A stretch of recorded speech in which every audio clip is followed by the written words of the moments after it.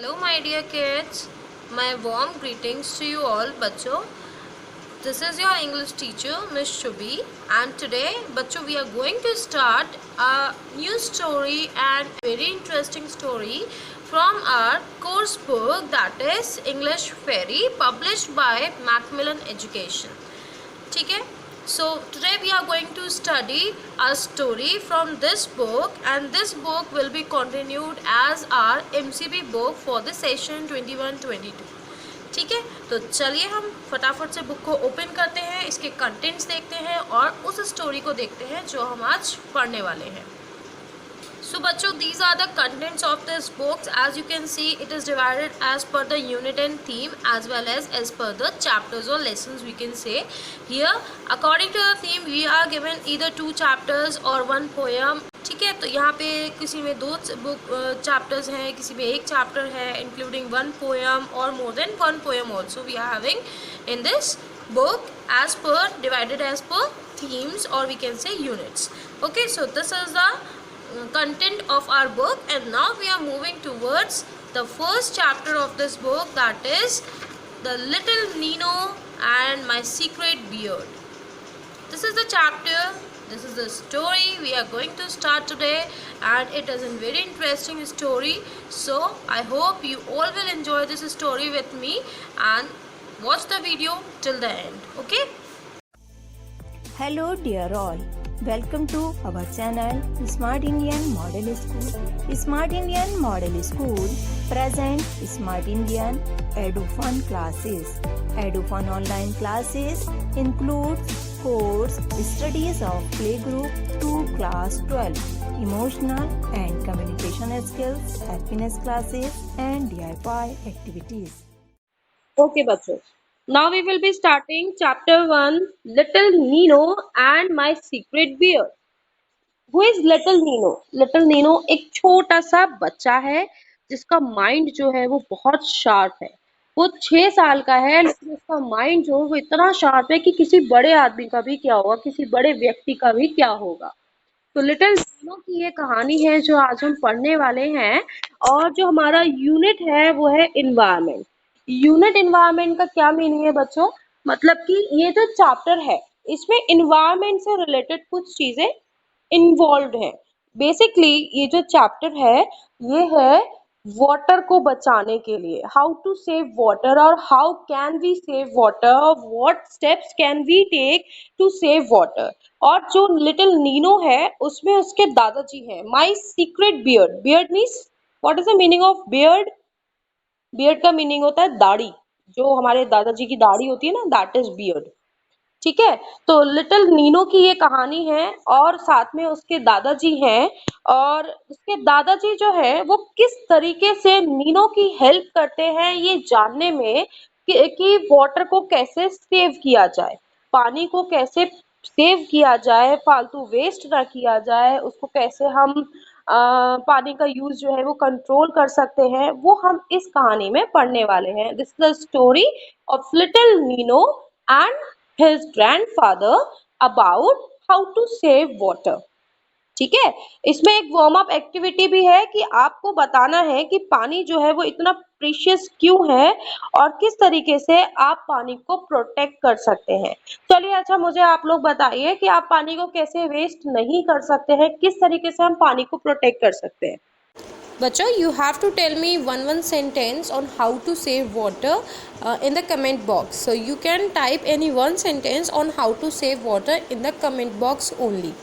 तो चलिए कहानी को सुनते हैं, कहानी को आगे बढ़ाते हैं और देखते हैं कि दादाजी ने किस तरीके से नीनो को हेल्प किया पानी को बचाने में, ये जानने के लिए कि पानी हमारे लिए कितना जरूरी है, उसको हमें कैसे करके बचाना चाहिए.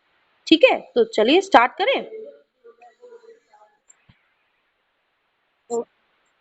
ओके, सबसे पहले हम इसका एक इंट्रो पढ़ते हैं जो हमें यहीं पे दे रखा है.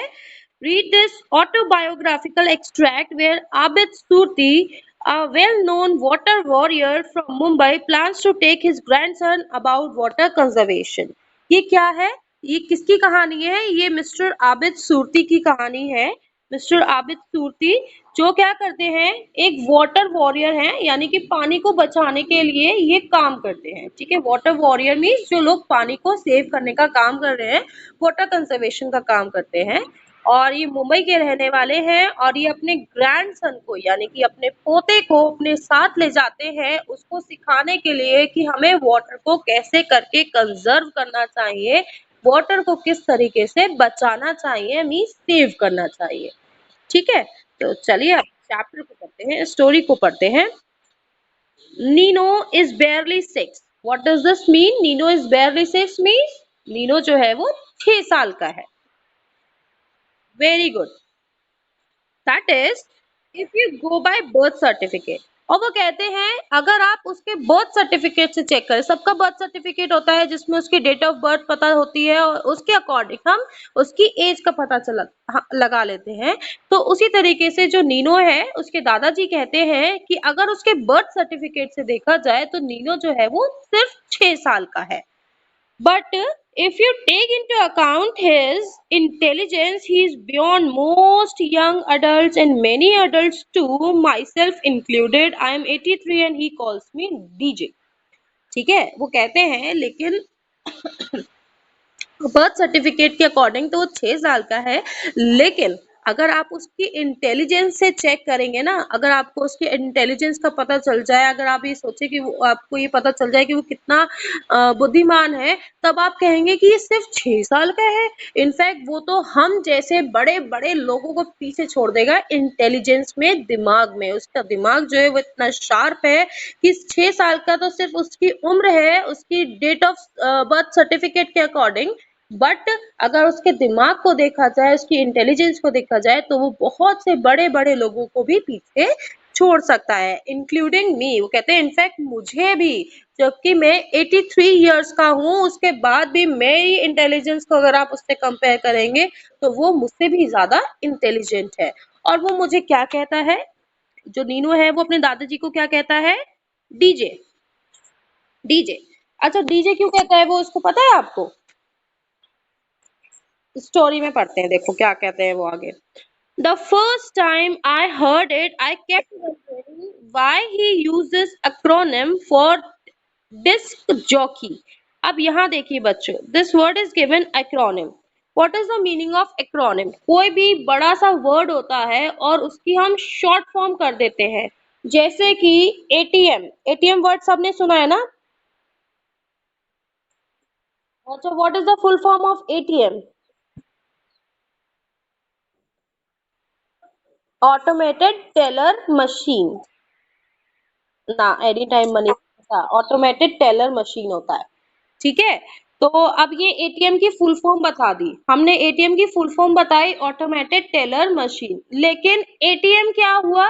एटीएम जो हुआ वो ऑटोमेटेड टेलर मशीन का शॉर्ट फॉर्म हुआ, जिसको हम कहते हैं एक्रोनिम। ठीक है, तो ये जो शॉर्ट फॉर्म्स होती हैं इनको हम एक्रोनिम बोलते हैं। आगे समझ में बच्चों? कोई और भी आप एग्जाम्पल ले सकते हैं। यहाँ पे देखिए डिस्क जॉकी, डिस्क का डी और जॉकी का जे, तो उसने क्या कर दिया, डिस्क जॉकी की शॉर्ट फॉर्म बना दी डीजे, और इस शॉर्ट फॉर्म को ही, शॉर्ट फॉर्म दूसरे वर्ड को हम कहते हैं एक्रोनिम। तो यहाँ पे जो डीजे है वो क्या है? डिस्क जॉकी का एक्रोनिम है। समझ में आ गया? ओके, आगे बढ़ते हैं। अब आगे पढ़ते हैं। ओके, आगे बढ़ते हैं। तो वो दादाजी कहते हैं कि वो मुझे डीजे बुलाते हैं और वो मुझे समझ में नहीं आता कि वो मुझे डिस्क जॉकी क्यों कहना चाहता है। डिस्क जॉकी का शॉर्ट फॉर्म मुझे डीजे बोलता है, लेकिन दादाजी ये सोचते हैं कि वो मुझे डिस्क जॉकी क्यों बोलता है। शॉर्ट फॉर्म बोल रहा है लेकिन शॉर्ट फॉर्म की फुल फॉर्म क्या है? डिस्क जॉकी है। तो वो कहते हैं कि मुझे समझ में नहीं आता कि वो मुझे डिस्क जॉकी क्यों बोलता है। आगे वो कहते हैं कि आई एम एन ऑथर, मैं एक ऑथर हूँ, पेंटर हूँ, कार्टूनिस्ट भी हूँ, लेकिन मेरा कोई म्यूजिक से रिलेटेड ही नहीं है कुछ चीज। म्यूजिक से तो मैं कहीं रिलेटेड ही नहीं हूँ। तो वो मुझे डिस्क जॉकी क्या, डिस्क क्या जानते हैं आप? सीडी वगैरह जानते हैं, उसको डिस्क ही तो बोलते हैं। तो वो कहते हैं सीडी वगैरह में क्या होते हैं? म्यूजिक होता है, पिक्चर्स होती हैं, मूवीज होती हैं, तो सारी चीजें म्यूजिक से रिलेटेड होती हैं। तो उसे समझ, दादाजी को समझ में नहीं आता कि जो नीनो है वो उनको डीजे क्यों कहता है, डिस्क जॉकी क्यों कहता है, जबकि उनका तो म्यूजिक से कोई लेना देना ही नहीं है। तो एक दिन दादाजी पूछ ही लेते हैं कि भैया तुम मुझे डीजे क्यों बुलाते हो। तो दादाजी कहते हैं one day I asked him why you call me DJ, कि तुम मुझे डीजे क्यों बुलाते हो। और वो मुस्कुराता ही चक्कल्ड, चक्कल्ड मीन्स बहुत प्यार से मुस्कुराना और एकदम से ना एक अच्छी वाली स्माइल देना और कहना because you are my grandpa, my dadaji. वो कहते हैं क्योंकि आप मेरे ग्रैंडपा हैं, मेरे दादाजी हैं, और दादाजी की शॉर्ट फॉर्म हो गई डीजे, इसलिए मैं आपको डीजे बुलाता हूँ। तो यहाँ पे हमें पता चलता है कि दादाजी तो कुछ और ही सोच रहे थे, क्योंकि वो इतना ज्यादा इंटेलिजेंट है, तो दादाजी ने भी एक टेक्निकल टर्म निकाल लिया डीजे का, जबकि इसका सिंपल सा वर्ड क्या था, दादाजी। तो वो दादाजी को शॉर्ट फॉर्म में डीजे बुलाता था, ना कि उसका कोई मीनिंग डिस्क जॉकी था। डिस्क जॉकी से उसका कोई लेना देना नहीं था, उसको सिर्फ दादाजी कहना था, इसलिए वो दादाजी को डीजे कहता था शॉर्ट में। तो दादाजी कहते हैं अच्छा तो तुम मुझे दादाजी का एक्रोनिम यूज करते हो डीजे, तो तुम ये बताओ तुम मुझे इतना स्वीट सा प्यारा सा ये हिंदी वर्ड है दादाजी, तुम मुझे दादाजी कहकर क्यों नहीं बुलाते हो। तो वो कहता है to make my grandpa the DJ of 21st century. वो कहता है कि मेरे ग्रैंड आज के टाइम पे 21st सेंचुरी के टाइम पे मैं रह रहा हूँ, दादाजी थोड़ा ओल्ड फैशन वर्ड हो गया, तो मैं 21st सेंचुरी का बंदा हूँ और मैं अपने दादाजी को डीजे बुलाता हूँ, क्योंकि मैं अपने दादाजी को 21st सेंचुरी का डीजे मानता हूँ। ठीक है बच्चों, इसके आगे का एक्सप्लेनेशन हम नेक्स्ट वीडियो में पढ़ेंगे। Till then take care, bye bye, and don't forget to like the video, comment on it and subscribe the YouTube channel. Take care.